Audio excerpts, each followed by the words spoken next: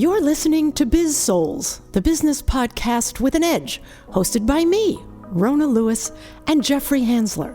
Tune in for perspectives and discoveries about the changing world of business. It's time to connect to the heart, soul, and humor of how business gets done. Hello, everyone, and welcome to another fantastic edition or program or whatever we're doing, episode, that's the word I'm thinking of. Don't get old, it sucks, of Biz-Souls. I'm Rona Lewis. I'm Jeffrey Hansler, and we get to the heart and soul of business and the people that make it happen. It's contagious, Rona. I've been word salading all morning long. And today we have my friend Rich Batchelor on, who I'm gonna read a little bit about him, if I can do this without my glasses, because I left them in the other room. Rich has been successfully delivering change for over 30 years, since he was 3 years old, across the globe. He regularly lends us to educational events, conferences, and experiences. His work focuses on cultural transformations, organizational design, and disruptive change. He has a master's in change management and a bachelor's in mathematics and statistics, because, of course, one certainly sense with the other. Okay. He is certified in project management, process improvement, facilitation, HR coaching, counseling, and psychotherapy. He is also a certified Lego serious play facilitator and workshop designer, accredited emotional culture deck consultant. We're going to talk about that. Elephant rider and curiosity practitioner. And he is a founding member of the Association of Change Management Professionals and serves on the global board as current president. That's actually where Rich and I met each other, because I've done two events, one online and one that was just in Chicago a couple of weeks ago. And I said, Rich, you got to come on the podcast. And he's like, Rona, anything for you. So, or Absolutely. I'm obviously paraphrasing, but welcome, Rich. Hi. Hello. Thank you for having me. Of course, of course. Excellent. So you're playing with the Kiwis, New Zealanders, right? New Zealanders. Yeah. Kiwis, not kiwi fruit. I hasten to add, the actual Kiwis, the people from New Zealand, hence all the elephant riders and the emotional culture deck stuff. So I can't wait till we get to that on the podcast. I'm very curious to hear about that. Yeah, Ron probably knows all about it. Because I actually saw it, but I didn't buy one, so I need to buy one, because I think it will help me in so many ways. Anyway, so I digress. First question. So what'd you want to be when you grew up? When you were a kid? What were your dreams, your fantasies? So probably a reflection of me later in life. I was never one of those kids who said one job. I always said, so during the day, I was going to be a doctor, and during the night, I was going to be a truck driver, because that was such diverse things. So I remember a conversation when I was about 6, 7 years old with my parents, where we just went through the conversation of, yeah, but we've got to sleep at some point in time. So you can never do both of these things. And then later on in life, I kind of realized, yeah, me and blood doesn't get on. So maybe doctors was a bit ambitious. And then me and a lot of sort of cross-functional technology and machinery doesn't get on very well. So that was the end of the truck driver thing. So I kind of focused on that weird and wacky world of mathematics and went and dived into a whole range of things instead. Yeah, obviously it's quite diverse when I was reading. So how did you get into change management? How did I get into change management? It's a very interesting story. I often share this with folks. So just to give a bit of background to me, as we mentioned, like I did my bachelor's degree in mathematics and statistics. And when I came out of university looking for jobs, I was pointed towards taxation services of the government and told, you're good at numbers, you can go and do taxes. So I was like, okay, I'll try that. And I went in and I started work there. And about 8 months into that job, somebody went off on mat leave and they said, you're now it, and put me into a team leader position. And then from a team leader position, 2 months later, they said, So we're closing these three offices and everybody's moving into this office. People seem to like you. Can you go make them happy about it? And I started off in my role in what wasn't even called change management at that point in time, going and making people happy about things they wouldn't otherwise be happy about. So that's my start in change management. And Wow. the rest is history, as they say, because I found a little niche that I enjoy doing and working with ever since. Excellent. Very Excellent. good. Hang on. Okay. Commercial break. So tell us a little bit. I had said you were a Lego serious play facilitator, and you and I'm not I use Legos, but I'm not certified. So what made you go for that, and how do you use it? How do you use play in change management, like what you do? Yeah, uh so being totally honest, as a kid, I loved Lego. Yeah. That was one of those things I enjoyed. So later on in life, I kind of got into doing workshop activity and developing stuff where I wanted people to enjoy themselves and have fun in that learning piece. And I'm sure we'll talk a bit more about that because I know that's a passion that we both share in, Yes. have fun while you're learning, people. Yeah. So I think that started me off looking at opportunities. And because I was familiar with Lego myself, that prompted me to explore what was out there to learn in terms of my facilitation game. Yeah. And I remember probably about 20 years ago doing my first Lego-based learning activity where it was labeled thinking with your fingers. And it was just literally exploring, doing a bit of a brainstorming type experience, that exploration type stuff, where we did it using Lego bricks and got people building stuff. So, And Rich, what does that bring? When somebody's working with their hands, what's the biggest benefit they're getting by going through that process? for me, I think the benefit is that it's doing two things. One is that it's stimulating their additional parts of their brain that ignite almost the inner child in everybody Okay. that we so often have. you know, Maturity tells us to quash it and Yeah. push it down and squeeze it out of you and not let that happen. So I think it brings that inner child out. And that inner child then stimulates your curiosity. And I think for me, curiosity and having an inquisitive mind is such a powerful opportunity to really explore things with whatever you're working on. And that for me is really that kind of touch feel piece brings to the forefront that ability to look at things differently and look at things with an inquisitive mind, ask questions about it rather than just taking it at face value, and do so in a way that's quite enjoyable, taps into creativity and just, creativity, birthplace of innovation, etc. So, Right. all of that side of things for me. Nice. Nice.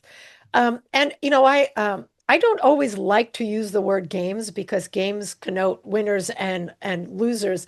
The I think one of the beauty of Legos is that it's a playtivity, an activity as opposed to a game. And you and I were talking about this, the difference between games and gamification. And I know you. Let's talk a little bit about that because you and I both dislike the word. Now, why do you dislike it so much? So I'm literally, I could feel the prickle down the back of my neck as you said the word then, because I really have this, I don't know, I can't even put into words sometimes the frustration and, you know, just distaste I have for use of the word. Mhm. Because for me, gamification is all about competition.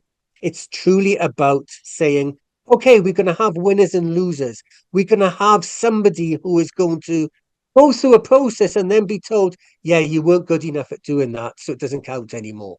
Yeah, And that's because gamification always seems to do this kind of, I know, league structure, positioning, who's the top of the tree type aspect. And that just goes totally against the idea of having inclusive fun and enjoyment about what you're doing. It becomes this, you might as well start off saying, so your KPIs for your gamification are going to be A, B, and C. So, Absolutely. so, Let's just put stress and pressure on you now so that you can't do anything. so just as a little Really? sidebar. So how do you think it went wrong? So if somebody came up, people are constantly in learning and development, they're constantly trying new things. One of the beefs I have is with ROI. It's just yeah. Anyway, we won't get into that. So with gamification, how did it go wrong? I mean, it was a good concept. It was the idea. What are the elements that got involved or the concepts that got attached to it that made it?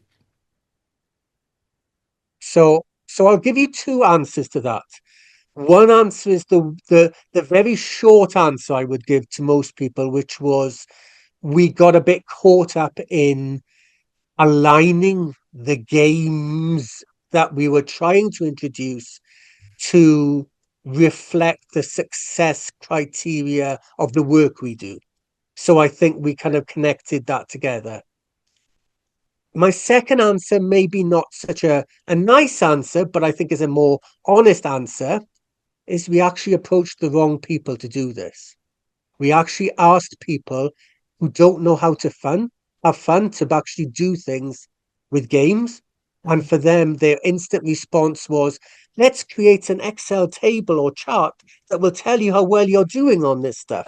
And here's the mathematician saying this as well. Yeah. So, I totally get that piece, but the wrong people were involved too early on, and it just snowballed from there onwards. Yeah.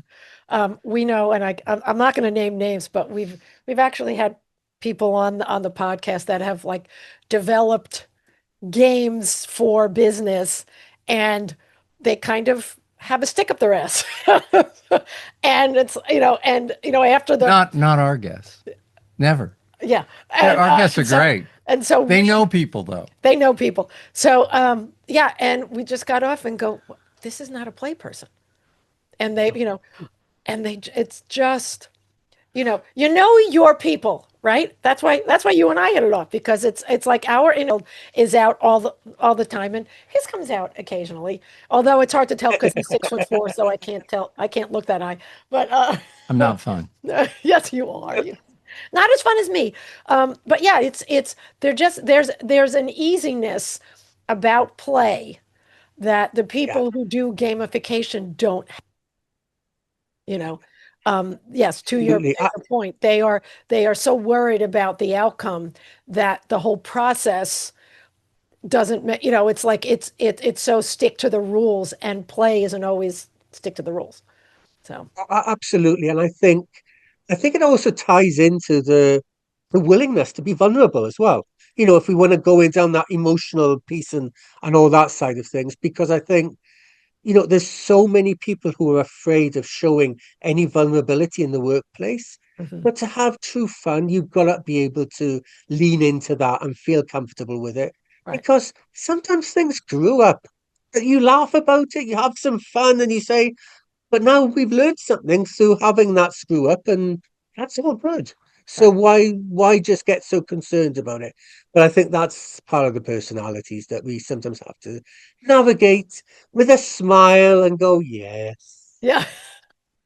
So, culture-wise, L&D field, Mhm. I'm probably going to get For those of you who don't know L&D, that means learning and development. there's so much hypocrisy in it. I mean, it's the equivalent of Jeffrey Epstein teaching a sexual harassment class. So it's Two no, two 12-year-olds. really, Oh, and they they they just they get off on things like the whole idea of ROI. Okay, so much of learning is about innovation, and innovation and ROI are the antithesis of each other. Yeah. You got to stuff up to have innovation. And yeah. ROI, if you're trying to go for that right away, you'll never get any innovation. And then with Agreed. play, Bottom line. they seem to be killing it by going for the measurement. They have to prove. We have to prove this. And it's just that I think L&D people are just, they don't have a seat at the table. They don't get it. They don't have a Yeah. seat at the corporate table, and they're trying to earn respect. So they're putting on, oh, we have ROI. It's like, do you even know what that means? Yeah, and which I get kind of gobsmacked about because Harvard Business has written it. I mean, there's neuroscience for all of these respected institutions and research firms have have come up with the proof that play does help, neuroplasticity and innovation and creativity and pushing businesses forward. And it's sometimes it's like pulling teeth, isn't it? Pulling teeth. Yeah, pulling teeth without the Novocaine. That's the challenge as well. Yes, yes, indeed, indeed. So your game. So elephants. We're dealing with elephants. Where did elephants come from? And then how did you try and separate it from all this poppycock that goes on in L&D? All right. Oh gosh, you don't ask the easy questions, do you? Of course not. But that's all good. It's all good. So let me share with you a little bit about um when I talk about being an elephant rider. I'm not talking about the physical animal being ridden and the whole sort of But that could be nonsense fun. about that. I'd like to ride an It elephant. could be a Just fun saying. experience in the right environment, right space, and all this sort of stuff. But I'm sure there's folks that um are aware of the Heath brothers book where they actually mention elephants and riders in terms of change and activities, where they actually say you're either an elephant, which is like stick in the ground, you're not moving anywhere, or you're a rider trying to push it forward. I'm paraphrasing for effect here, Yeah. but that and there's a fantastic guy called Jeremy Dean, based out of New Zealand, who read this stuff about 10, 12 years back and recognized where he was working in a very male dominated sports environment, Hmm. trying to support people get better as a coach and facilitator and all of that side of things. And he said, we need to get these folks talking about emotions. Otherwise, they're going to be more elephant than rider. And that was part of the basis for this stuff. And I got involved with this in 2017, and in actual fact, I have a pack of the cards that go with this here, and I quote this one because this is my lucky number 13 pack. So every pack that Jeremy has ever produced on this has got a number on it, Ah, and the numbers are now in 5 digits because they've wow. been produced up to that number. And I've still got pack number 13 in my set No, because that's when I started and got involved with this piece. But it's truly about enabling people to explore emotions, those emotions that they feel comfortable with and those that they feel uncomfortable with, and recognizing that every action you do prompts an emotional response. And that's okay. There's nothing wrong with having an emotional response to a situation. Sure. But when you can recognize it and then work with those emotions, you can actually develop a whole opportunity to develop, guidance on planning, actions, commitments, a whole range of things that you can do. So, from the birth of this as a basic sort of employee and leader in an organization navigating their experience, Mhm. it's now evolved into a whole range of things that focus on change, leadership, stakeholder engagements, even being used for things like conflict resolution and all sorts of stuff as well. I love the way it's actually exploded. And, I can make sure there's some of the links for all of this stuff shared with Great. your viewers and listeners afterwards so that we can refer them to look into this a So bit is more it because it's a very good community of people who are just willing to share all of this stuff. is So, it more for consultants and L&D, or churches use it as well? so I would say consultants that are are embracing of organizational culture in a greater sense. That's where I would say is probably the anchor point for it, because it's that cultural stuff, understanding what makes people tick in organizations, Yeah. why do people do what they do, that sort of stuff. So and I just think it's so powerful that we're spending all this time going into things like, oh, how's AI going to be the next best thing and solve the world's problems and everything? And yet AI is no good if people don't have the right emotional connection to it. That's yeah. And with everything. Yeah. That's my fear that AI is going to make people forget about humanity. They're so worried about incorporating it that they forget the humans who are still there working at the company, and that they need to get along and be able to trust each other and be vulnerable and yada, yada, yada. I felt the same way when cars came out. Horses are now forgotten. Well, Come on, give me a break. we're not that old. Come on. You may remember, I am. but we don't. I'm 700 years old. What do you know? That's good. So, all right. So let's talk about the Association of Change Management Professionals. How long has that been around? Okay.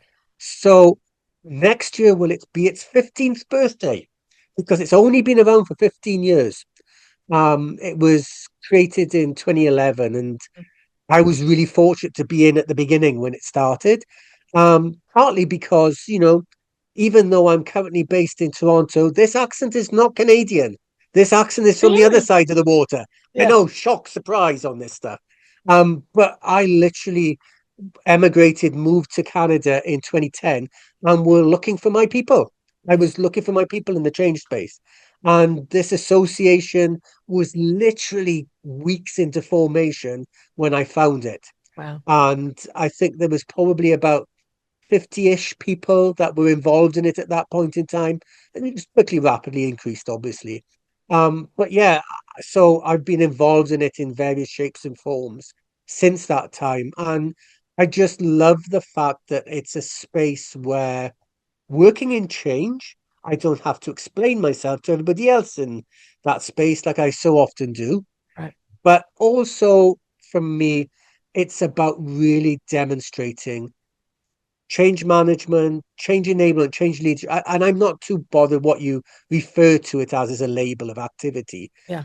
But it is a profession, and Sure. it needs people to truly understand the dynamics of the space and truly move it forward. And I'm very enthusiastic about sharing my knowledge, my expertise in this space, but I'm also always enthusiastic about recognizing that it is a space that has its own unique work sometimes, Yeah. but also its unique needs as well Yeah. for organizations to enable themselves to embrace change. And, change is only becoming more and more prevalent as Oh, and time it's goes by. faster well, and obviously, what 800 people agree with you because that's how many people were there, right? Yeah, I mean, it Chicago, has the big grown. conference. Yeah, There's a it lot of was a lot of people, but a lot of people enthusiastic. yeah, And that's the other thing as well. I'm sure, you had this experience from being there as well, is we're actually quite personable people that do this stuff as well. We're not going to be caught behind yes, computer screens and hiding. We actually like to interact with people yeah, they because were that's great. how we succeed. So Absolutely. it's a really good vibe from an organization of people who love to really respect what people need and support people in getting what they need to make Absolutely. Well, I make hope you, life, make the universe more successful. yeah. Well, I look forward to seeing what it can do, and perhaps you will invite me back to speak again one day at one of the big Maybe. ones. Maybe if I'm lucky. Anyway, And so any we'd love to have you back too. We just kind of scratched the surface. I'm there's thoroughly so enjoying the much more. conversation. There's so much more, but we are running out of time. So, any tips for anybody who wants into change management? So, two questions that you have to ask yourself. One question, do you like people? Because if you don't like people, it's not the space for you. Yeah. I'll be totally honest with you. Lots of spaces you can go into, but if you don't like people, it's not the space for you. And the second question I would say is, are you okay with being wrong? Are you okay with making mistakes? Because there's no perfect solution to change management. Many other professions or activities have very set procedures, methodologies, actions to take. You have to be a little bit more of an improviser in change management. So for me, I would say you have to be prepared for that. And then just go and find somebody who's in the space. Reach out to the association, find a local chapter or community group or some other group and just speak to them, because trust me, you you'll find people who want to speak to you, people who are really enthusiastic, because we all want to share what we do so much, and will help anybody, guide people. And maybe, I regularly do mentoring of other folks as well. And there's always opportunities. I know of many of my colleagues who do similar things as well. So, how do people touch with you and see what you do? Your website, your email, whatever else, address? Yes. So yeah, all of that stuff. So my professional company is called Capillary, and we are capillary consulting and capillary learning. So you can go to the websites, very simple, capillaryconsulting.com, capillarylearning.com. Both of those interchangeable, overlaps, etc. And then you can always contact me by saying Rich at capillaryconsulting.com. You can email me there, and all my contact details are on all those websites. Fantastic. And overall, all of this stuff, LinkedIn, find me on there. Trust me, with my name, Rich Batchelor, it's a very easy name to find, and there's only one And of me that aren't we pops all up looking for a rich bachelor? Exactly. Just be careful on your spelling, because the That's last right. name does have a T in it. That's right. There's a T there. Anyway. Is it? All right. Well, Rich, thank you so much for coming on. It really means a lot that you'd be willing to do this, and hopefully you will come on again, and we'll talk more change, games, Legos, etc., and elephants, etc., Yep, and more. All it right. would be a pleasure. Thank you. That is it for us. I'm Rona Lewis. I'm Jeffrey Hansler. This has been Biz-Souls. We'll see you next time. Thank you. You've been listening to the Biz-Souls Podcast with your hosts, Rona Lewis and Jeffrey Hansler. Did you have fun? Subscribe, rate, and leave a review. It's very much appreciated. Talk to you next week.